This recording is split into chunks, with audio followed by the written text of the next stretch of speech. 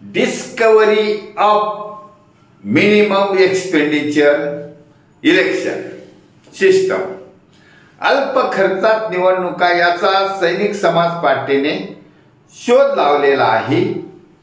ह्या शोध ज्याप्रमाणे अहिल्यानगरमध्ये किल्ल्यामध्ये असताना कैद असताना स्वातंत्र्याच्या काळामध्ये या लालबहादूर जवाहरलाल नेहरू यांनी भारताचा शोध म्हणजे डिस्कवरी ऑफ इंडिया हे पुस्तक लिहिलं होतं, त्याप्रमाणे सैनिक समाज पार्टीने लाल बहादूर शास्त्री आणि APJ अब्दुल कलाम यांच्या चारित्र्याचा शोध लावला, अभ्यास केला।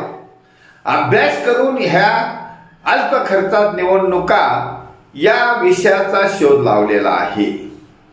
कारण लाल बहादूर शास्त्री प्रधानमंत्री झाले तरी त्यांच्याकडे साखर कारखाना नव्हता, शैक्षणिक संस्था नव्हत्या, कॉर्पोरेट कंपन्या नव्हत्या आणि त्यांनी कधी मतदारांना दारू पाजली, मटण खाऊ घातलं, अमाप काळा पैसा खर्च केला, बेहिशोबी मालमत्ता जमा करून मुलांना ठेवली, असं काही ऐकिवात नाही। मी गुगलवर सर्च करून पाहिलं एकदा की लाल बहादूर शास्त्रींचा निवडणुकीचा खर्चाचा आकडा शोधला, तो काही कुठं सापडला नाही। तसंच APJ अब्दुल कलाम साहेब देशाचे हे शास्त्रज्ञ होते आणि मिसाईल मॅन म्हणून प्रसिद्ध होते। राजकारणाचा त्यांचा काही संबंध नव्हता, तरी पण ते देशाचे राष्ट्रपती झाले।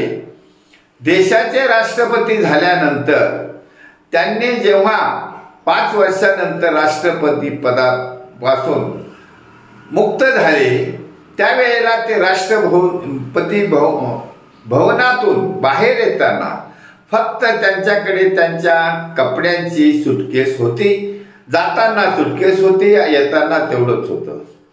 असे लोक जर एवढ्या महान पदावर पोहोचू शकतात तर आम समाजातील नागरिक, प्रतिभावान नागरिक, सुशिक्षित नागरिक, सज्जन नागरिक, देशभक्त नागरिक नक्कीच ह्या देशामध्ये सत्ता मिळवू शकतो।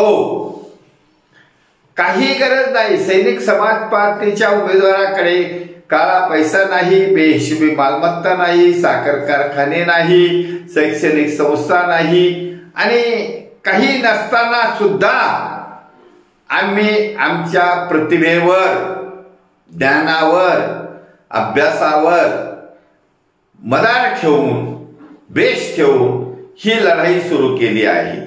ही लढाई केवळ 1-2 मतदारसंघामध्येची नाही, ही संपूर्ण देशामध्ये विचारधारा पाठवण्याची आहे। आयडिओलॉजीचा इतिहास घडणार आहे, ही आयडिओलॉजी आहे, म्हणून हे परिवर्तन घडणार आहे। कारण काळा पैसा खर्च करून निवडून येण्याची क्षमता, निवडून येण्याची लायकी त्याच्यावर ठरली, आजपर्यंत ठरली आणि त्यामध्ये हे भ्रष्टाचारी प्रवृत्तीचे, वंशवादी प्रवृत्तीचे आणि अडाणी, अल्पशिक्षित, निर्बुद्ध लोकांचा भरणा वाढत गेला। मग देशाला जर संरक्षित ठेवायचं असेल आणि यांनी ज्या हातखंडे वापरले ते हातखंडे वापरायची गरज नाही, कारण आम समाजातील नागरिक, मतदार हाच सज्जन आहे, हाच दुर्जन नाही। 90% सज्जन मतदार आहे। 90% सज्जन मतदारांना सैनिक समाज पार्टीची आयडिओलॉजी पसंत पडली आहे आणि 90% जनता सैनिक समाज पार्टी बरोबर जोडलेली आहे, जोडत चालली आहे। कारण आजपर्यंत यांनी या राजकीय नेत्याचा दबाव सहन केला, दबावात राहण्याचं त्यांना सवय लावली या लोकांनी। आता मात्र ते सैनिक समाज पार्टीच्या धैर्यवान नेत्यांना समोर ठेवून, आयडियल नेते समोर आल्यामुळे सर्व समाज, 90% समाज, 90% मतदार सैनिक समाज पार्टी बरोबर येत चालले आहेत। आणि या 2 तारखेच्या मीटिंग मध्ये, म्हणजे उद्याच्या मीटिंग मध्ये महाराष्ट्रातील 13 करोड जनतेपैकी सज्जन लोकांना निमंत्रित केलं आहे।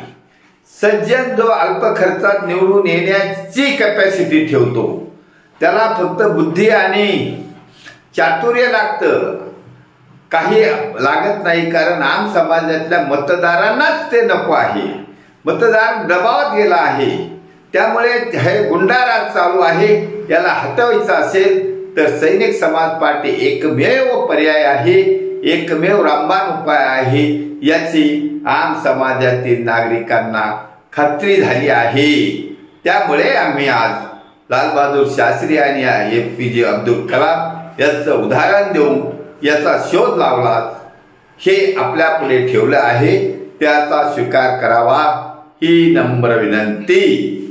भारत वर्ष की जय, छत्रपती शिवाजी महाराज की जय, सैनिक समाज पार्टीचा विजय असो।